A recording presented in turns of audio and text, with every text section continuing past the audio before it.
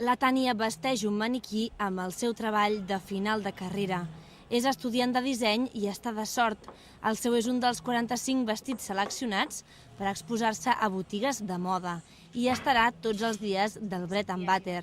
Per ella és una oportunitat que la gent del carrer vegi els seus vestits. Para mí es una oportunidad grande y la verdad que lo he vivido con mucha ilusión porque te ponen algo tuyo en una tienda que es al final para lo que quieres, ¿no? O sea, sea para tu marca o sea para otras marcas, lo que más ilusión te hace es ver tus cosas en una tienda, sea en el escaparate o sea donde sea.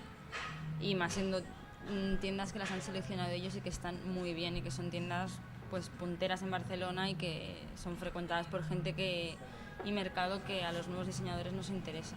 Al costat de cada treball hi ha el nom de l'autor i es regalen planells perquè tothom pugui passejar-se per les diferents botigues. També per als comerciants és una oportunitat. Aquests dies al Bread and Butter també ve molta gent de fora i és interessant, no? Que faci un tour, que passin per la botiga, també d'alguna manera és publicitat. Avui ja s'ha produït alguna confusió i hi ha hagut qui volia comprar-se el vestit. Una exposició, això? Sí, este maniquí sí. Els interessats poden recórrer fins a 45 punts per tota la ciutat.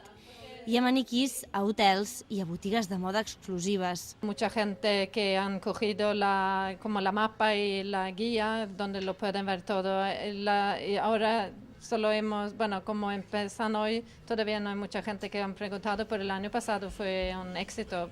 Els models estaran exposats fins aquest diumenge i són exactament iguals als que es veuran a les desfilades del Bread and Butter.